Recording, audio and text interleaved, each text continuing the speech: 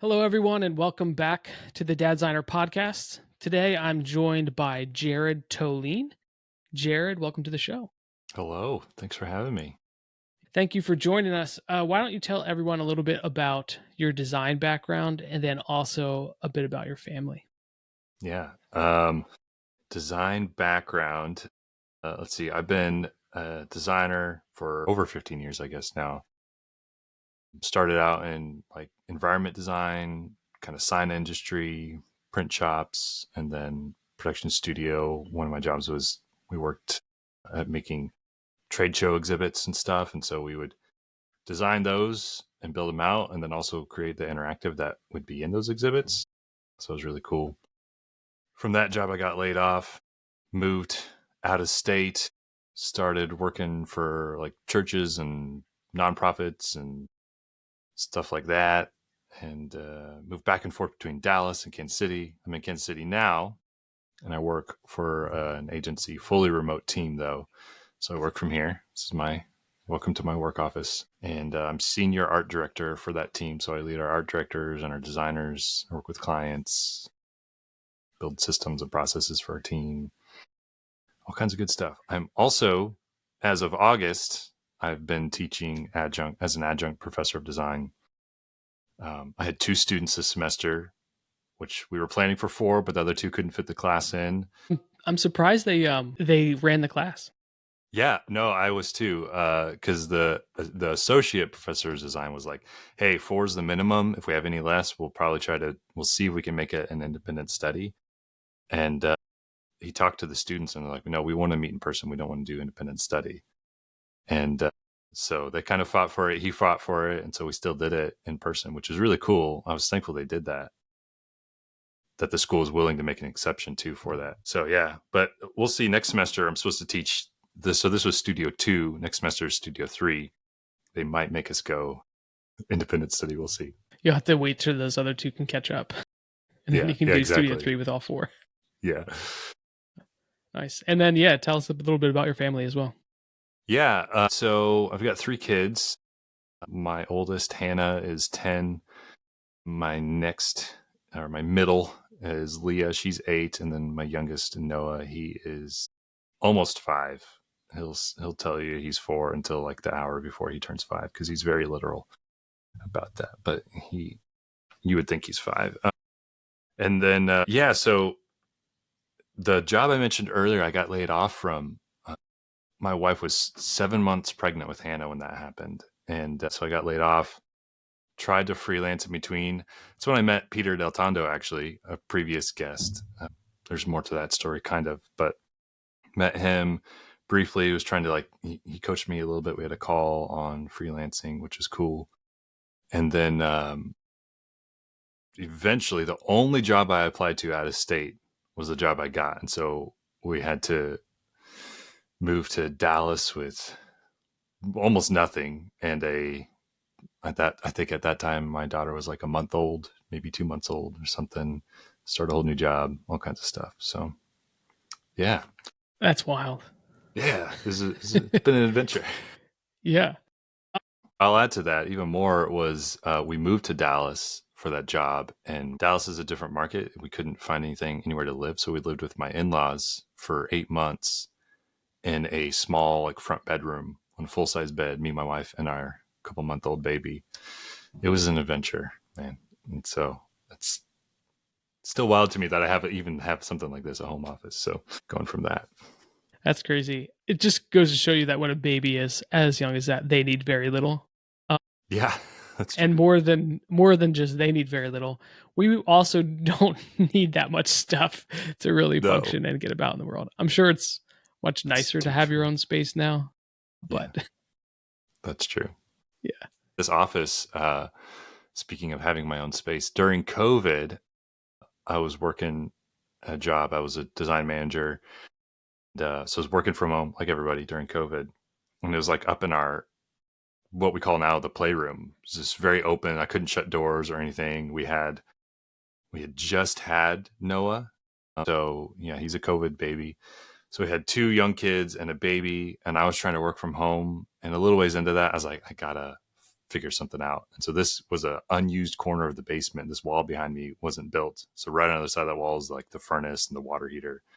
So I spent last half of 2020 and into 2021 to like finding time to build this wall and try to make it all nice so I could actually have a video background and stuff too for meetings. Yeah. Yeah. Well, Carve my own little corner out in the house here.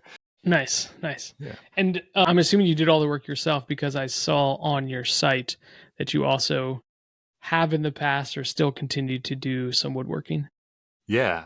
Yeah. That's a lot of people, their relaxing involves actually relaxing, but in my time off, like I'm off this week. I took this week off and I was talking to my wife. I was like, I was thinking maybe I'll finish the girls' nightstands, or maybe we've been remodeling our laundry room for a couple of years now. I was like, maybe I'll work on the laundry room. She actually told me, she's like, just take the morning off. Actually take it off. So, but yeah, so I did all the work in here. I did electrical, built the wall, all kinds of stuff.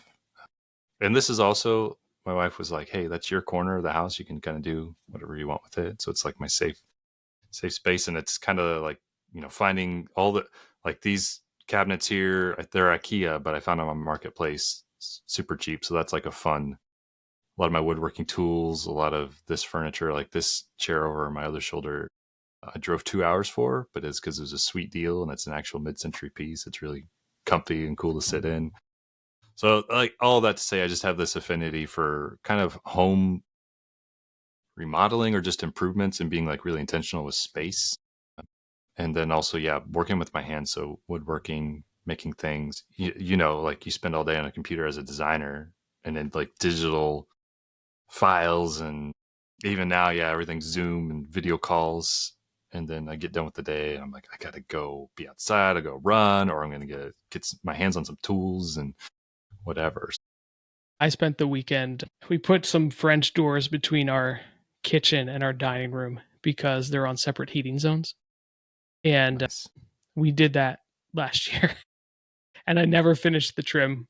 I never, so like Yeah. the dining room, we had started trim and then we stopped trim because we were planning to put these doors in. Then the doors finally went in and then we never finished the trim. And so Yeah. I spent the weekend finishing the trim. A wall was like way out of level. So I had to shim it and pull it out and put an outlet in and all this stuff. So anyway, I totally get where you're coming from. Yeah.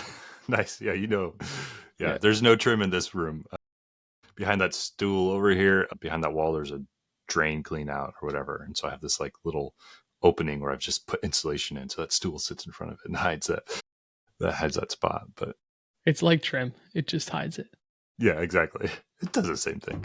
Yeah. That's basically all trim does is, yeah, it makes a nice little border, but Yeah. mainly it hides a lot of the imperfections. Exactly. It's like clipping masks in Illustrator. You're like, oh, this is all over the place. I'm just going to put a clipping mask over it and it'll make it look tidy. Yeah. Yeah. And someone undoes the clipping mask. They're like, what is this? That's true. That's exactly right. Yeah. It seems like some of your work goes hand in hand with that handiness. The Texas Heritage Project. Talk to us a little bit about that client, what you did for them, who they are. Yeah. So I met him, Jason Thigpen, and his wife Sarah. I met them when I lived in Texas a long time ago. I was just getting into woodworking, and I started out in hand tools and didn't have any power tools or anything like it. So it's like hand planes, chisels, hand saws, all of that.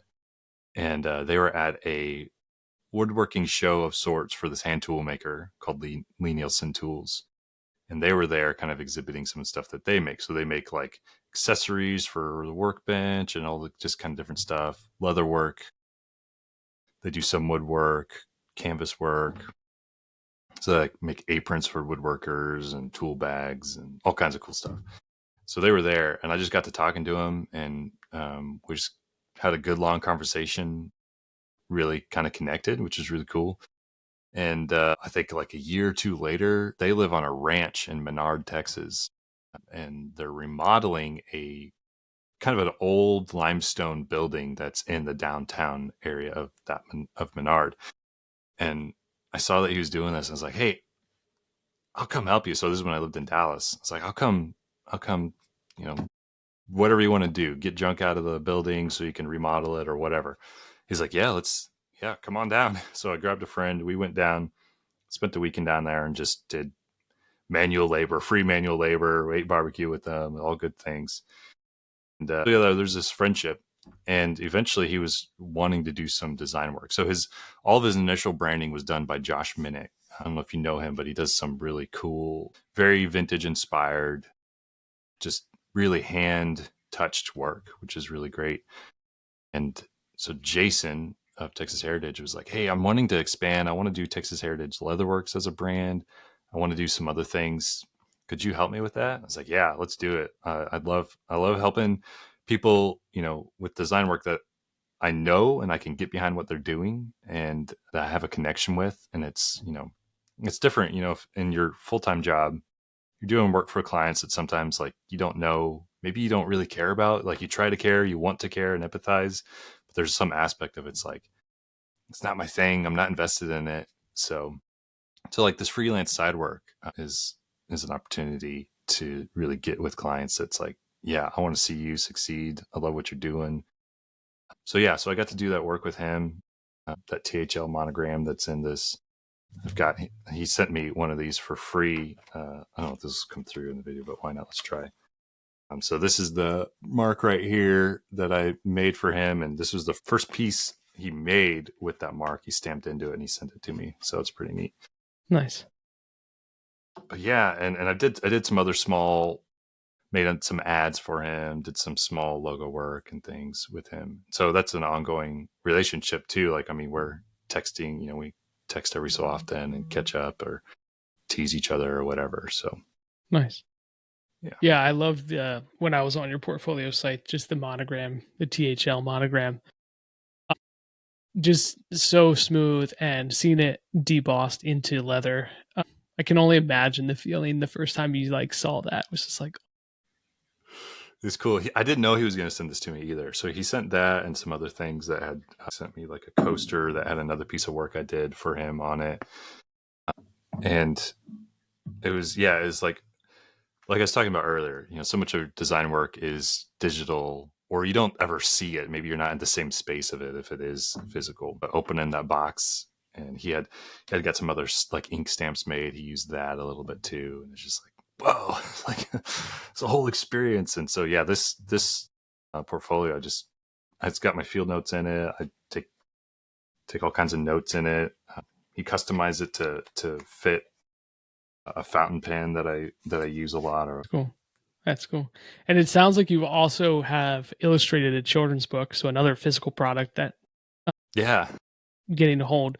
Tell us the story behind that. I think you did it for one of your kids, but I can't remember the story exactly. well, yeah. So I had a friend from college, Davis. He had written a story, the story of Saint Nick, and it's kind of, I don't know how you do, Santa Claus or anything with your kiddos. People have different ways they go about it, but we didn't really go all in on Santa Claus. But when Kate approached me about, hey, would you be willing to illustrate this book? It's about Saint Nick, and it's like the true story of Saint Nick and why he matters and why he became what he has.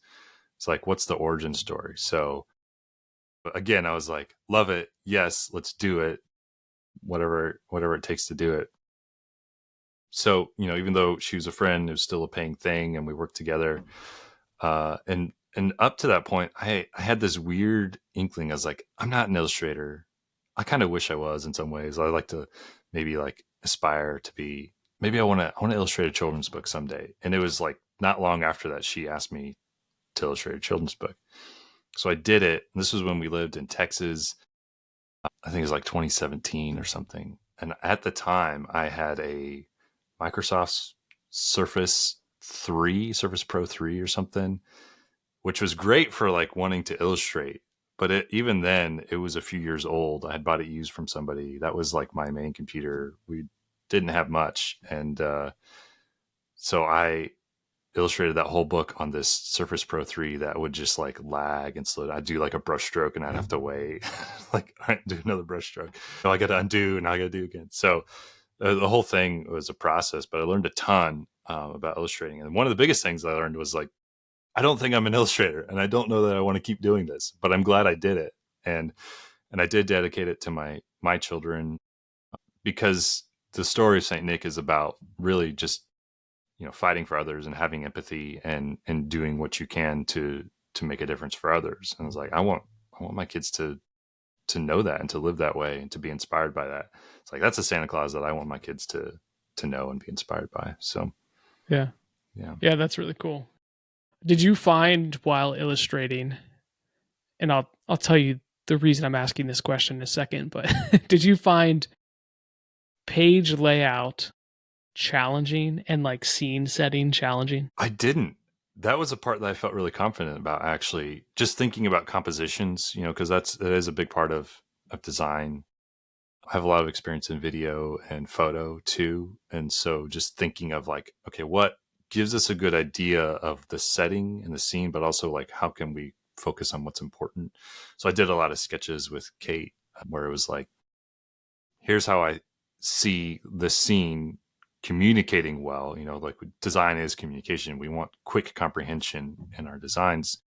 You know, Photos and children's book are the same thing, or images, or illustrations. And so that part I felt really comfortable in. It was then when I started to like try to like render things and draw things well, I was like, I don't know what I'm doing. I'm just gonna try to figure it out. But it's like, I know I want the words here, and I know I want this image here, or whatever. So yeah. Yeah. Yeah. The reason I ask is because a friend had approached me. I've done two children's books for my kids, but they were very, very basic, where like the entire left page is an image, the entire right page is just a color wash and text. And so there wasn't much composition, scene setting, things like that. So a friend had approached me about helping her illustrate a book that she was working on, and I was able to create the monster characters very easily. But when it came to then putting them into the settings of the greater story, I could sketch out the ideas, but to execute the actual scene setting and like the level of detail versus letting it go abstract and all that kind of stuff, I got to a point where I had to say to her, this is beyond the scope of what I can do. Yeah. Wow. um, which she was totally cool with, and she pivoted and ended up self-publishing the book, so it was cool, but I struggled in that aspect. Yeah. I can understand that too, though. I was actually, someone else that knew Kate had asked me to illustrate a book, and so we started it. For me, like, doing the character designs was, I had ideas in my head, and I was like, it kind of looked like this. But when I start to try to go put them in different poses, and this is why illustrators, people who do this, are so good at what they do, because they can do this well. But try to put in different poses or angles, and then put them, like you're saying, like in a space, and fit them together or whatever, is like, we're struggling. We're trying here. It's like, this is, Yeah. I remember why now on this first book, I thought maybe I shouldn't do this. I don't really want to keep going at it. But Yeah. there was a Yeah. quote I heard at one point. It was like, you might think you're passionate about something, and then, you'll try to do it, and the passion, or like your desire to do it, dies away really quick, because the process of doing it is not, you just like the idea of the final thing. You don't like the actual act of doing it. And I learned that about myself, and it was just very illuminating. Is like, I love the work that illustrators do. Brian Edward Miller is one of my favorite illustrators, and I have a big piece by him that I need to make a frame for and get up in my office finally. I love his work, but I realized, like, I don't want to put in the work to do something like that. Like, that's not where I want to spend my time and effort and all that. And it makes me appreciate, his work and other people's illustrations a ton more. People that can illustrate two full books like you, it's like, way to go, man. That's awesome. I tend to agree with you, where I have more respect for illustrators now than I ever have. And it was interesting, you mentioned Peter earlier. He runs SEO, and they have illustrators on staff, and what I think is smart about that is a recognition that a graphic designer or a UX designer or a product designer does not equal capable of doing all of the Yeah, things that are art related. definitely. and Definitely. he always gave he gave a bunch of credit to one of his illustrators, Courtney, and I saw some of her work, and I'm like, oh yeah, she is a real illustrator. I am a designer faking it as an Try to illustrator. make it work. Yeah. Yeah, yeah. I mean, can experience this on our team where I'm in a meeting as the art director and we're talking about one project. And then they say, we're going to do some website work or web work, or we need this for a website. And it's like right away, it's like, all right, that's for the web team. I can help facilitate that, but that is not my thing. We're going to have to, it's a whole different world. It's the same thing, but we don't always think about it like this. It's the same thing for like illustration. It's just separate, skill sets and expertise. Like you said, I can fake it. I can do a little bit, but that's only going to get us so far. With the illustrating the children's book, with Story Saint Nick, we try to read that every year. My children are reminded of this story and that Daddy did that work. I hope it kind of reminds them or shows them that like you can do stuff like this too. Like you can create things that can have an impact on others or have a lasting effect in some way. And I think I'm seeing that kind of thing start to take hold. My daughters are 10 and 8 and in one of their classes at school. So they bring home these Chromebooks. And my daughter the other day was editing a video. There was like stock footage or something. And I can't remember the name of this tool. She was editing a video and she was like, look what I'm doing. Like, that's amazing. That's so cool. Like, just that she had the creativity and she was having the presence of mind to think of like sequences and editing and put some random music on it and all that. And then my other daughter was in Canva making some fun graphics for some project she was doing at school. And so, I tried to be intentional with talking to them like, oh, look at that font, and I've noticed they kind of are taking that on more and more. Like we were at a Italian buffet place here in town in Kansas City, and the font that they used to tell you like this is the fried calamari or whatever, it was in the script that was just really hard to read. And my daughter, my oldest, goes, Daddy, that font wasn't a good choice. And I was like, you're right. So we talked a little bit about that, but yeah. And then I think part of that, to go back a little bit to reading the book with them, to have hoping that they see this thing that Daddy created has a lasting impact. My son was watching a PBS show and they said something about kids can change the world. And he said, I can't change the world, Daddy. I was like, well, you can make something that could influence and help other people. And that little thing changes the world. Like that changes the world around you. You can be intentional in making or doing something that can make some change. And so we had a conversation with that. And he was still not convinced. He's like, but I have to change the world. And I was like, no, you just have to change the world right here, like and immediately around you. So yeah, I don't know. I'm rambling now. I don't know. No, I mean, I love that about the girls and what they're doing with school, but I get that with your son. Frequently, I feel as though I need to make an impact that is so large that like it impacts the world. And yet, I think being a parent, I'm often reminded that the small town we live in, the communities that we're a part of, the likelihood that we can impact those is much, much higher, which has these ripple effects that goes out much bigger than that. And many, many of the things that we do, we'll never see the impacts of. And yet we need to continue doing them anyway. So I can understand from a not 5-year old's brain, like, but I can't impact the world. It's like, no, but Yeah. you can impact those around you. Yeah. Which is really cool. I think I ended up telling them, and this is something I think about a lot. It's what you're just saying. Changing the world is being a good neighbor or a good citizen or friend or whatever. Like those, it sounds cheesy and like fuzzy harrowing, but it's the truth. Like maybe you can do big things. You can try to do big things. You can aspire to big things. But if you aspire to big things and you leave out the small things like being a good neighbor or citizen, you're missing opportunities.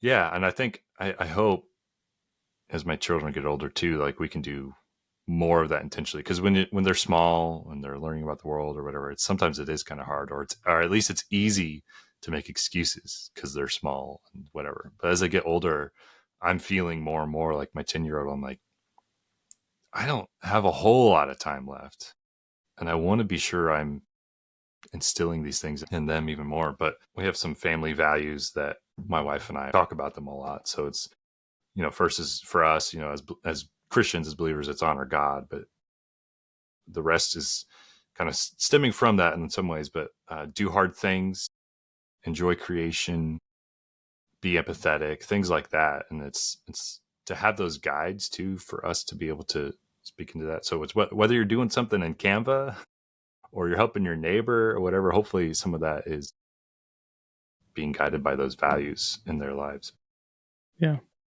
It's been fun talking to different dads on the podcast, and all of them care about their kids, and they care about how they comport themselves in the world and how do they go out and do these things. And the compounding effect for me has been there are a ton of people that just really care. And it's very important to keep having these conversations and breaking down these barriers, especially when there's, difference of opinion or, um, different belief systems and worldviews and all of these things get in the way. No one has said to me on the podcast, yes, I really want to screw up my kids so that they're in therapy forever and they go around just like, smacking cell phones out of people's hands as they walk down the street. Like no one has said that, right? And so it's encouraging to me to have these conversations and see the intentionality that all the different dads I've gotten to talk to have put into raising their kids. When the world would have us believe that we can't get along or that like everything's junk or whatever, yeah, it's a good reminder. Like, yeah, we want to be good dads. We want to be good friends. We want our children to be the same or whatever. There's a lot of commonality. There's the human condition and it's all shared. We're all in the same boat in a lot of ways.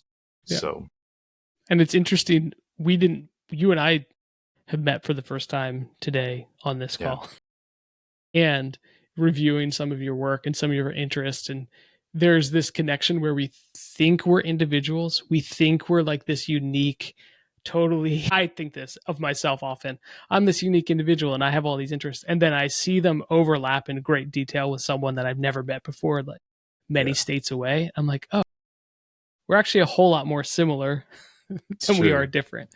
A lot of commonality there, and we weren't even trying. Yeah, that's huge. That's something I wanted to mention too. I don't know if you saw on Instagram recently, I posted these reels for this Arctic team kind of. So there's this company called Fjallraven. They're from Sweden. Every year they do this polar expedition, and thousands of people apply. You have to post these videos to do these challenges, and if you do all three of the challenges, that you can be considered to be one of the 20 people that go on this Arctic adventure. So my brain has been like, ever since I found out about it a month or so ago, my brain's been buzzing, and it was fun to do the creativity and to talk about myself and do the challenges. And a big part of that for me was involving my children, whether they were in a couple of the videos, but I just definitely talked about, why I do what I do and how much they influence that. Doing the challenges, it was like, I want them to see me do hard things. So I run half marathons. I want them to see me cross the finish line and know, sometimes daddy's out on a 2-hour run because he's trying to do hard things or whatever. And this polar expedition, even just making the videos is like, you can be creative. You can use these skills and these tools and tell the world about yourself or whatever. And then part of me, I'm like, man, I hope.